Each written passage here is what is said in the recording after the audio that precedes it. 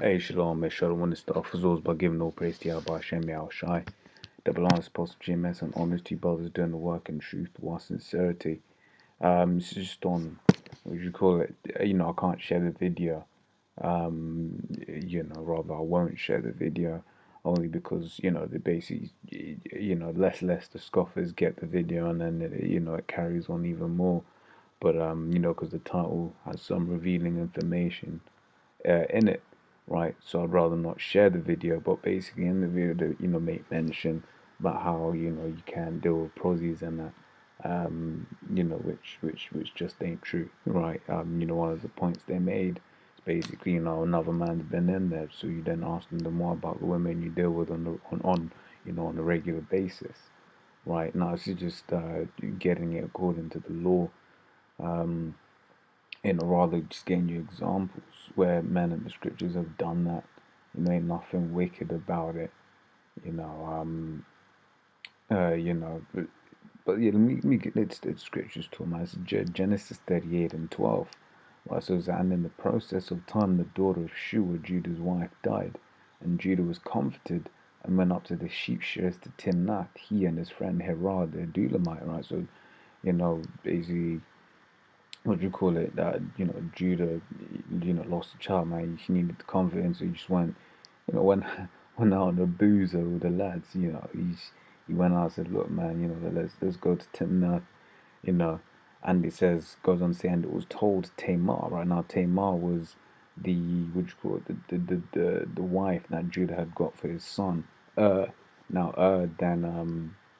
basically he was wicked and got put to death, and then Onan, basically Israelite custom is such that you give seed to your if your dead brother never got child, basically you have to you as a brother have to then give your brother's seed through that woman, right? So but he basically was like, fuck this shit, he popped it, but then he was like, fuck this shit, I ain't going nothing. And he basically he did not, and he basically pulled out, which basically meant he was just fucking there for the pleasure of it, right? Whereas the aim is to basically give, like I said, give his brother seed, right?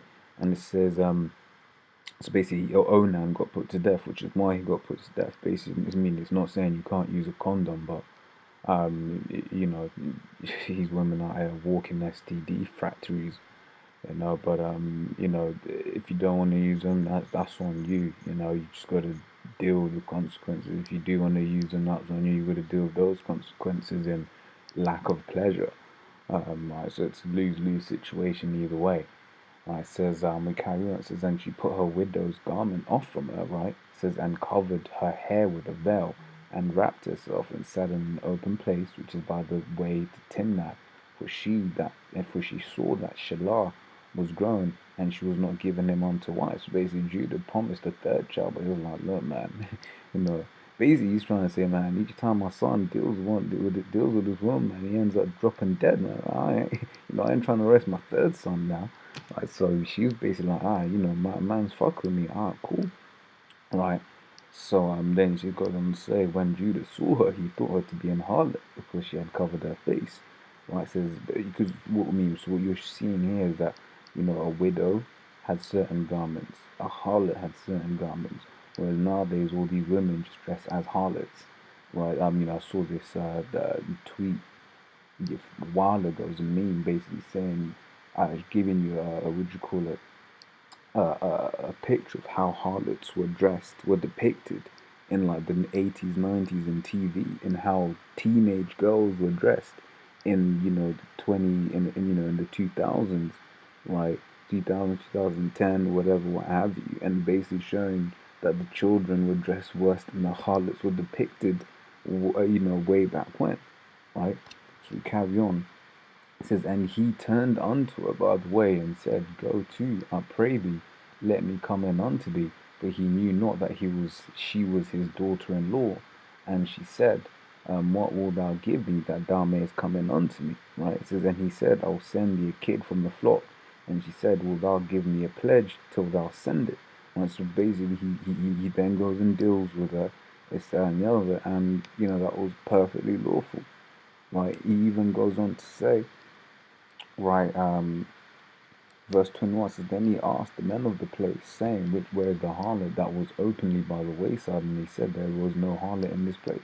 So he was just going like, yo, where is this? Where is this chick? It wasn't no underground thing. It wasn't no this, that, and the other, right? But basically, he was dealing with her, and there was nothing wrong with that, right? Then you get Hosea, right? It says Hosea 1 and 2 says, the beginning of the word of the Lord by Hosea, and the Lord said to Hosea, go take thee a wife of whoredoms, and the children of whoredoms, for the land hath committed great whoredom, departing from the Lord. Right, so once again, I mean that's playing into the point. What may not be so plain is the last bit. The land hath committed great whoredoms apart from the Lord. Right, so we get Jeremiah 3 and 1. It says, if a man put away his wife and she go from him and become another man's, shall he not return unto her again? Shall not the land be greatly polluted? But thou hast played the harlot with many lovers, yet return again unto me. Those are many lovers of these other gods. Why Israel has spiritually been whoring after after these other gods, which is why it says there basically this is why it's there to represent Israel, right, and the state that we're in, right. Yeah, and then it carries on 6, 7, 8. But I'll just I might as well go. It says, the Lord said also unto me in those days of Josiah the king, hast thou seen that which a backsliding Israel hath done? She is gone up upon every high mountain, under every green tree, and there hath played the harlot. And I said, after she had done all these things, turn thou unto me, but she returned not. And her treacherous sister Judah saw it. And I saw, when for all these curses whereby backsliding Israel committed adultery, I had put her away and given her bill of divorce, yet her treacherous sister Judah feared not, but went and played the harlot also. But basically showing you that the all of Israel basically going to these other gods and playing with harlots, right? Just as an explanation of why this in this instance, what this represented as well, right? Just to give a thorough breakdown of what's going on, right? This is Isaiah 1 and 21. It says, how is this faithful city become an harlot? It was full of judgment, righteousness lodged in it, but now murderers. Right? It's basically once again reiterating the same point. Right? Then you also got what do you call it? Judges 11 and 1 says, now Jephthah the Gileadite was a mighty man of the law, and he was the son of a harlot, and Gilead begat Jephthah. Right? Just giving you another example. You've got Judges 16, right? It says, then went Samson to Gaza and saw there an harlot and went in unto her. Alright, so he was dealing with her and there was nothing wrong with her. Right? This is Matthew 21 and 31. It says, whereof them twain did the will of his father, they said unto him the first. It's like, wherefore of them twain did the will of his father? They say unto him the first. Yahweh saith unto them, verily I say unto you, that the publicans and the harlots go into the kingdom of the Most High before you. Right? So basically saying that these harlots are going to go into the kingdom, and to be fair, before a lot of the women out there. Right? Because, bro, these women are hella proud. And what does the Lord hate? Pride. Right? But yeah, I just wanted to cover that real quick. When you see guys going off, you're supposed to tackle it, man. Right? Like I said, I can't really share the video, because it's not, it ain't useful to share it. But yeah, like I said, just wanted to cover that real quick. I'll say Shalom.